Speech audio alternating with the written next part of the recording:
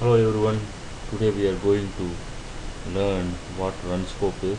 Okay, it's a framework used to test API, and then I'm also going to briefly explain service-oriented architecture and API. Okay, and then I'm going to give you a detailed walkthrough of Runscope. So let's jump on. So this is a brief intro about Runscope. Again, this is the company, runscope.com is the website, and it's to test your API. You can test your APIs for both performance as well as for data validations, and also you can integrate that testing into your workflows. Basically, when the test is passed, or when you can get an email, or it can post that update to a hip chat room and other things. So it's a very good tool that you can use. So I have been using it for quite a few months, so that's good. And then let's go back to the main one. Okay, so here is Runscope. You can sign up a trial account. As you can see, I signed up a trial account. They give you, I think, 13 or 14 days trial. um, so before we do that, I just want to touch upon API. Okay, the API we are going to test today is actually World Bank API. Okay, so API, okay, and service oriented architecture and API, I just want to give a brief intro. In early days, there used to be a centralized database, and there are a lot of applications that would talk to the database directly. That's how I also coded my application like 13, 14 years ago. Um, and each application would apply its own DB changes that might break the other applications. And again, there are few areas where each application implemented things differently, especially when it comes to security, login, logout, roles, authorization, and other things. And this was really a pain point for enterprises to handle. So that's when they started to suggest the service-oriented architecture, where there will be a centralized repository of services like authentication service, authorization service, finance service, and other things, and that rest of the applications can use. And these applications cannot talk directly to the database. They have to use service to get what they want and post what they want. And these services were usually written in early days in SOAP-based web services, and then later on in Microsoft world, people started to write them in WCF, and then uh, now we are using the REST APIs, which provide the output as mostly as a JSON uh, data. So I'm going to show you briefly what API will look like. So this is the World Bank URL, okay, data bank, data from World Bank, and then you can click on the API query builder. Okay, so and then if you go to data calls, okay, so I'm going to get a data. That's all. So all I'm going to do is I'm going to select my home country, India. Okay, and then I'm going to check for an indicator. Let's say employment, or maybe I will go with youth employment, youth literacy rate, population. So 15 to 24 for both male and female, and I'm going to request it since millennium. UN has something called Millennium Development Goals, so you can always find out what it is and track how it is proceeded. And then I want the response in JSON format, and let's say I'm actually giving 16 years, so I'm going to get 16 records. So I'm increasing the page size to 50 and generate the API call. So we are here. This is the sample response. So, but let's go ahead and copy paste this one here. So you would see it gives us a beautiful JSON data, but that's not how it will look in your browser. So you need to install something called JSON View Chrome. Okay, so this is an add-on for Chrome. Okay, so you can click on it, and then you can add to Chrome. And then after that, if you come back and refresh the page, it would format you. And we are going to use that plugin extensively because it provides two options that will save a lot of time for us when it comes to automation. So this is how. So as you can see, there's one page. Okay, this is the page number 1, and the total pages for the result is actually only one page. Per page 50, and the total records returned were 16. and these are the records that were returned. Okay, so you can see that it returns data. Mostly you won't see last year's data. I think there's a delay in getting the data for quite a few years. So looks like India didn't give this data to for a long time. So we have it only for 2001. We will use other methods, but in 2001 the youth literacy rate was 76%. Okay, so this is the data API that we are going to automate. There are series of other indicators that have good data, so we will use them. So when it comes to Runscope, all you need to do is, first thing is create a bucket. Okay. Bucket is, you can assume it to be like a folder, so nothing complicated. So I'm going to create a bucket called World Bank API testing. Okay, API testing. Create a bucket. Okay, so and then we are now in this. So we are going to have to create a test. So let's say we will pick up a good indicator. Let's say which one? GDP. They should have good data about GDP. Yeah. So let's take GDP per capita PPP.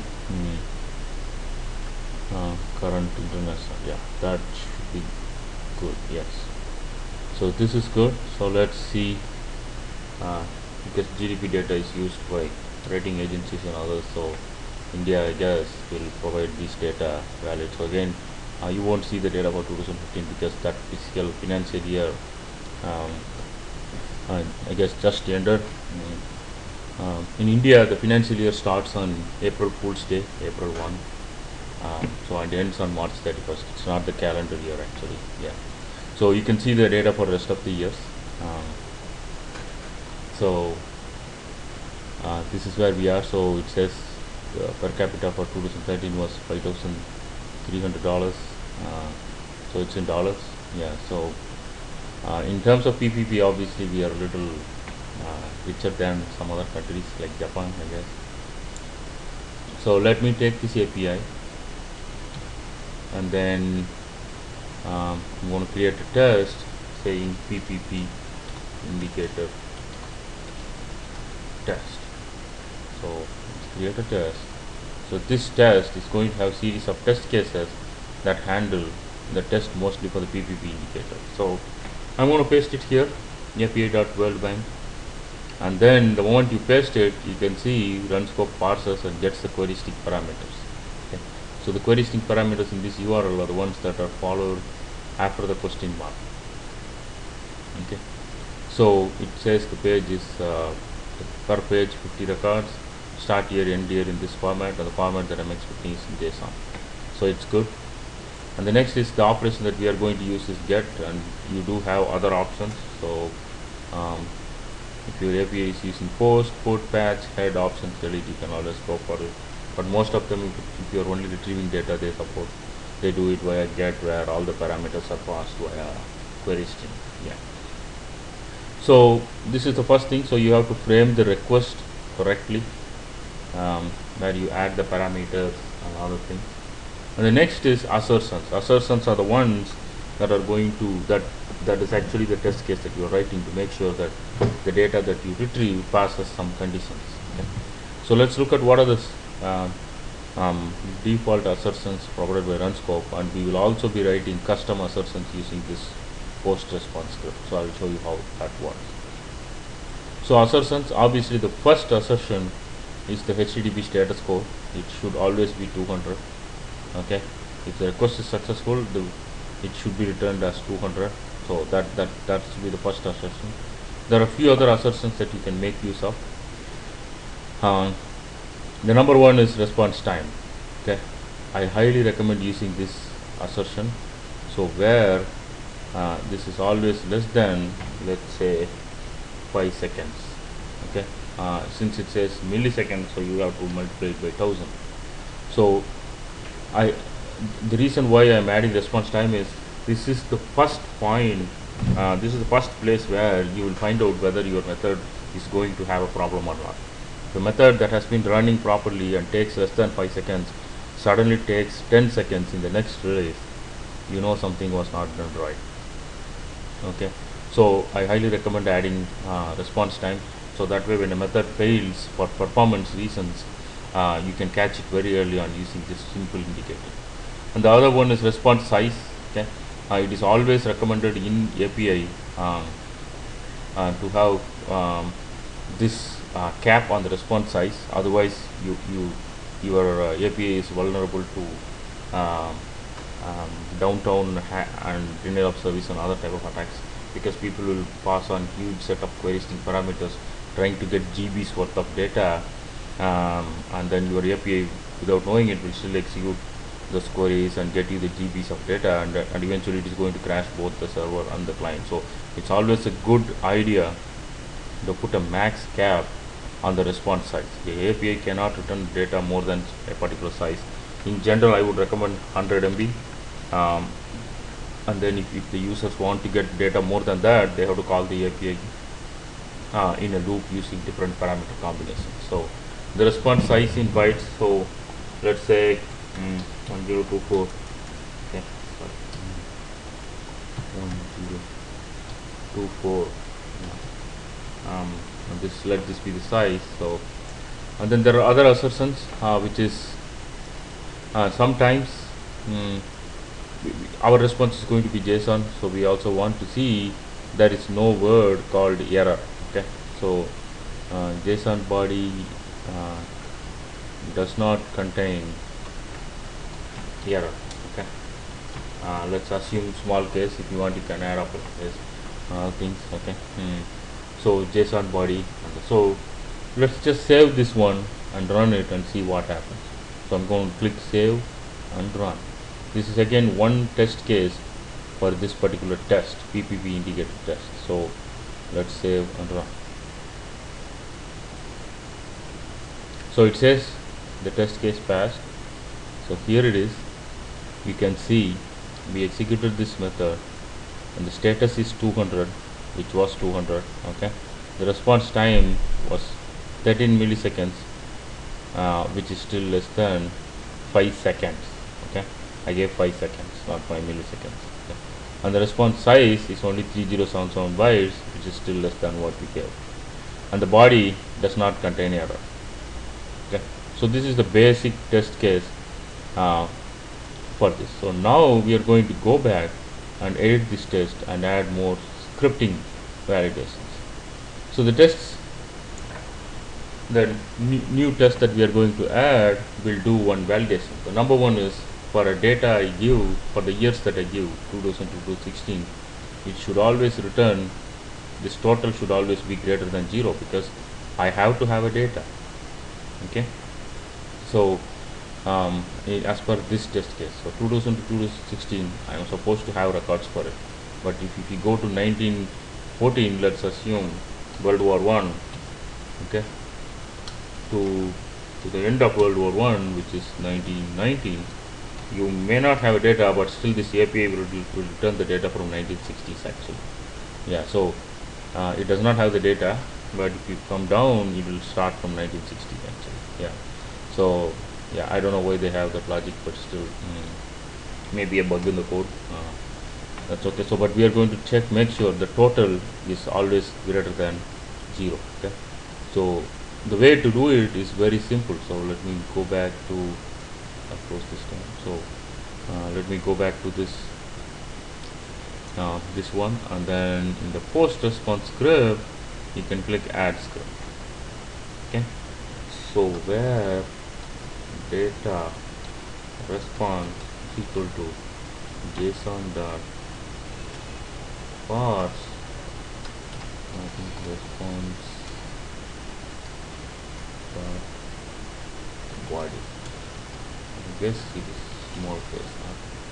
I'll just confirm it here. So click on this learn more, it will give you a good documentation for this. And here we are writing post response script, so it will show you this. So here they actually have a lot of code, and this is the code that I'm trying. Okay, so let me copy this and paste it here. That way good. And again, I don't want to keep the name just as data, so I'll keep it as response data. Okay, is equal to this. So now from now on it's going to be easy to validate. So as I said, the first thing we are going to do is we want to make sure this total field is greater than 0 for the years. Right? It's always greater than 0. So all I need to do is, once you have the Chrome View plugin installed, right click on this JSON view, copy path. Okay, so come back here, data res dot, and then just put it. Okay, no dot, sorry. So this data res, if you look at this, it actually returns two arrays, okay, or two collections, first collection, second collection. Okay, so we are interested in the first collection, so that's why the index is sort of hard coded to 0 here. So the total must be greater than 0. Okay, so that's the first question. So if it passes, you can say, write an assertion saying, okay, total record count is greater than 0. Okay, and then you can also say how much was returned. Okay, return value is data res 0 dot total. Okay, so we are good here. Data res dot total is 0. Okay, yeah. So let's save this one and run it. Okay, and see what happens. Save and run. It passed. Okay, so let's go to this, and it will say we already reviewed this section, so we are going to review just this section, which says total record count is greater than 0, returned value is 16. Okay, so that's why. Okay, the script succeeded. And again, if you click on this in detail, you can see what request was sent. Okay, so it says it will accept the zip encoding, and the query string parameters were these, the host was this, and the user agent was this. Okay, sometimes some APIs don't allow weird user agents. They always look for browser like user agents, or sometimes they look for referrer. So be careful, you can add those things in the test. I will show you. And the response returned is also framed here. Okay, so you should be able to do it. This is the beauty of the JSON plugin. It knows everywhere, not just in any page. You display JSON data, it knows how to identify that and then to allow you to do it. And then it also gives from which region in US this test was scheduled. Okay, and then how it went and all things. Okay, so we are good here. So let's go back to the editor. So we wrote the first test case in the script, which says this one, and the second one we are going to write is, as you know, this total is 16. We also want to make sure that the second collection actually has 16 records. Okay, otherwise it's a bug. The API, if it returns 10 records and says the total is 16, it's actually a bug. So we are going to test that one too. So all you need to do is, again, as I told, it's a second array. So assert dot okay, data res of 0 dot total should be equal to data response of 1 dot length. Okay, so and then we make a comment saying the total match the record count. Okay, so this is another test case. So now let's save it and run it and see what happens. Okay, so yeah, so here we are. So it says the total match the record count. Okay, so that's good. So that it passed. So we are going to now write a little more complicated test case. Okay, which involves a looping. Okay, so the test case that I want to write is, I want to make sure the value is always a valid value. If it is null, okay, it means the API is not supposed to return it or return something else. Okay, so let's assume the system is always supposed to have a value for all the years, otherwise it's not supposed to even return that when I ask. Okay, so I'm going to write a test case for it. Okay, so this is still complicated but still simple, where idx equal to 0, idx less than data response of the first array. Okay, so dot length control IDX plus plus. Okay, so we are going to go through the second collection in the JSON's response. Okay, that's why the number is 1. So all we are going to do is, again as I said, data rest of 1 of IDX dot, okay, and then the property name, as you know, is value. So if you want, you can copy the path.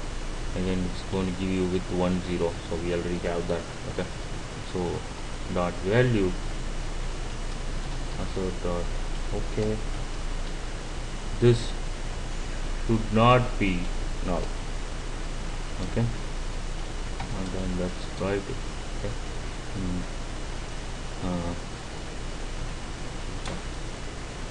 value for the year is valid. Okay, and then we will also specify what year it is. So that's again data rest of 1 dot 1 of area dot date. The year property is actually date here, so we are going to use that one, date. Okay, so that's it. So it should not be null. That's when it passes. If it is null, that means it will fail. So let's save it and run it, and it will fail because 2015 is not having a value. So let's see it. Save and run. Okay, so it says 1 failure. So the valid value was returned for everything except this year 2015. The script failed. Okay, so this is what the Runscope tests are. So let's go back, and I'm going to show you some few more features, but I'm going to comment this loop for now so that we can make this one fast. Okay, there are other features that we as a developers use when we test this API. So again, you can add the next request. It's like each request you can assume it to be like a test case inside a test. Okay, so you can add this for the same PPP. If you want to add few more test cases, okay, you can always do it. Okay, so for example, the currency should always be the dollar. Okay, and the country in all the collections should always be India. Okay, so you can write those test cases. All you need to do is, as I said, just I'll just edit it. Just use the same looping statement, and then just instead of value, okay, all you need to do is you can copy this property. Sorry, copy this property. Okay, like if you want this one, just JSON view copy path, and then so this is the property that you are going to use. You don't need to worry about these because you already have that in the loop. So dot country dot ID should be something, dot country dot name, I guess, value should be India. Okay, you can try it. So now let's go back to this test and do few more things. So the number one is in the test settings you will see few things. So I'm going to explain what these are. So initial variables, okay, so you can always add a variable. Okay, for example, today I'm running it for India, but I want to actually run it for Japan tomorrow. Okay, I don't need to go and change. The country actually comes from here. Okay, so I don't need to go and change this in all the test cases. Instead, I can make this as a variable and then use it. So I'm going to type, say, country code. Okay, and the default value is India. Okay, so now when I come to this test, okay, request, it shows that I have this variable available for me to use. So all I'm going to use is remove this, and again the syntax is given here, right here. You can just click, it will insert it, nothing to worry. Okay, and I'm going to save it and run it. So we created a first variable that we are passing to this request, and let's save and run. Okay, it passed. Okay, so now you can see, go back and see it framed the variable correctly. Okay, and then we are good. Okay, So it used the variables. Okay, initial the variable. This one. So let's go back to the editor and see few more things. Again, as you know, in the companies we are supposed to have multiple environments. This API is available in multiple environments to test it. Okay, so the best is to have this particular URL, the base URL, to be generated dynamically. So I'm going to add base URL and then I'm going to keep it like this. Okay, so and again here all you need to do is just remove this and then click on base URL. You're good to go.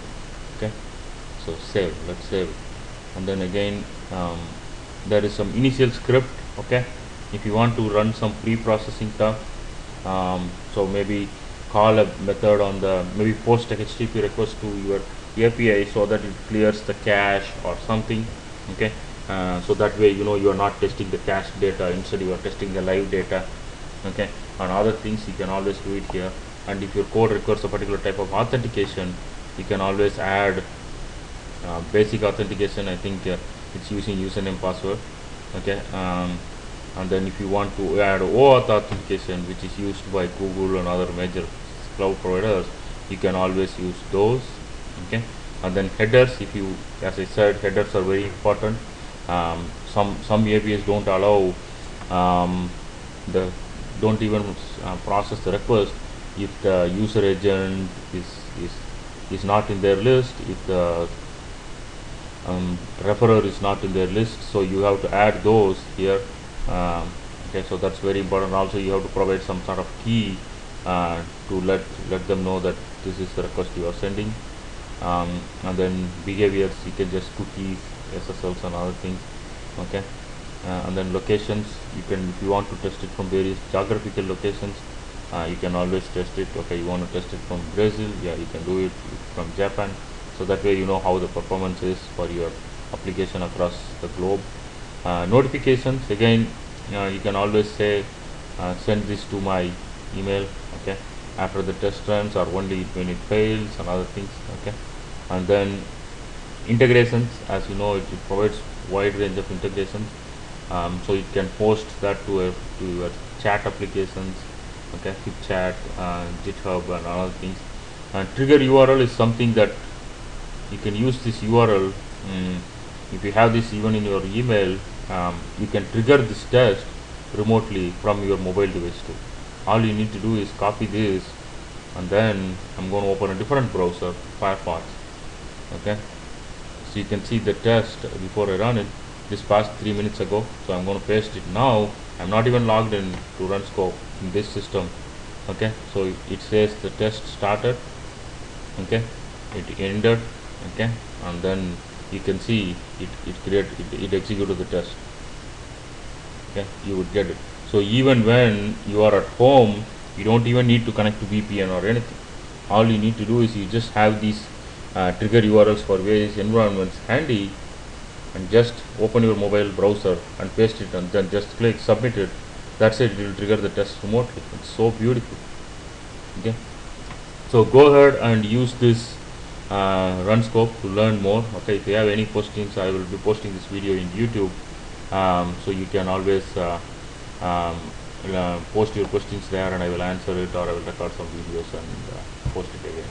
Thank you everyone, good luck with Runscope.